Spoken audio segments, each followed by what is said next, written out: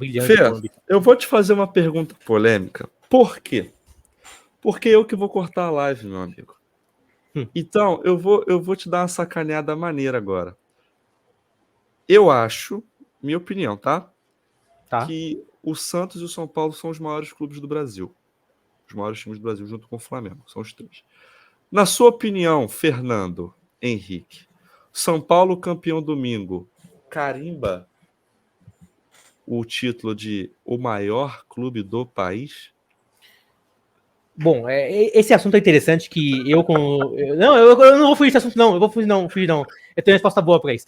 Quando eu dava aula num colégio, né, antigo meu, meus alunos sempre estavam dando treino de futsal e aquela resenha de treino normal, né? E sempre comentava que clubes eram os maiores do Brasil. Aí tinha um palmeirense, né, o Luquinhas, grande Luquinhas.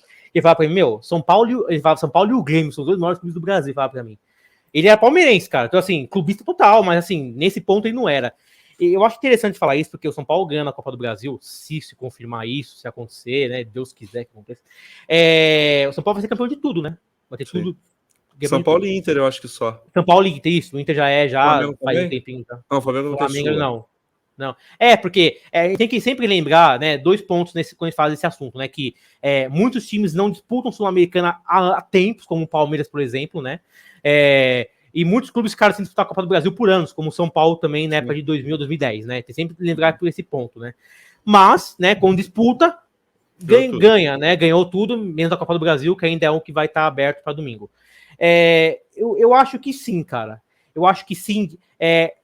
Não pelos últimos anos, obviamente. Então, né? só para eu cortar para ficar bonitinho. Então, Fernando, se o São Paulo for campeão domingo, o São Paulo carimba o posto de maior time do Brasil? Acho que sim. E não é, e assim, vamos falar que é clubismo. Não é clubismo, não. É falando pela questão de títulos conquistados, em questão de ser o maior campeão internacional. É o cara que é o clube que, nos anos 90, trouxe a cultura da Libertadores para o Brasil. Né? Muitos times tinham ganhado já a Libertadores. Só que o jeito que o São Paulo ganhou, né? Eu acho que trouxe. Muitos falam que foi o Tele que trouxe muito isso do São Paulo, da Libertadores ser muito mais vista pelos brasileiros, né? Apesar de o Flamengo ter ganhado já, né? Não estou me desmerecendo, o Santos ter ganhado 2 vezes já também. Então não estou desmerecendo isso. Né? Mas eu acho que. E não é pelos últimos anos, tá? Pelos últimos anos, São Paulo não entra no patamar nem dos 10 principais times do Brasil hoje. Mas, historicamente falando, um clube que, dos grandes de São Paulo e até do Rio, é um dos mais novos. São Paulo tem uma história... São Paulo não tem nem 100 anos, né, Fê? Não tem nem 100 anos. São Paulo é de 1930. São Paulo ainda vai fazer 93 anos esse ano. Né? Não, fez 93 anos. Faz 94, dia 25 de janeiro de 2024. Então, assim, por ser um clube novo, cara, eu acho o São Paulo o maior clube. Eu acho que é difícil você, tão poucos anos, ser campeão de tantas coisas internacionalmente falando, cara. Você disputar 3 mundiais e ganhar os 3 mundiais. Você chegar a 6 finais de Libertadores e ganhar 3 delas. E poderia ter ganhado 94, perdendo os pênaltis. Em 2006, quando pegou o Inter, poderia ter feito o placar lá no Sul contra o Inter, poderia ter revertido o placar contra o Sul no Inter, teve chance, era um time com o Muricy muito bom, mas eu acho que o São Paulo pega essa alcunha de ser o melhor clube do país. Repito, não pelos últimos anos, mas sim por historicamente ser um clube que... E detalhe, Jota, 18 anos sem ganhar uma Libertadores, e ainda nenhum clube passou, pode ser que esse ano o Palmeiras passe.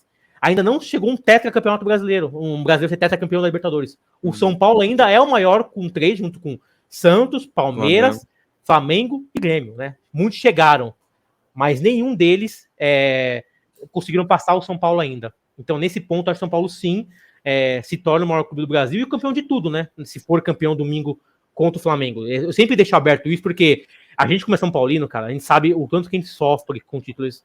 Ano passado eu estava em Córdoba e o São Paulo inesperadamente não jogou nada e perdeu. E isso pode acontecer? Pode. É futebol, né? O São Paulo tem uma vantagem e não pode se deitar na vantagem.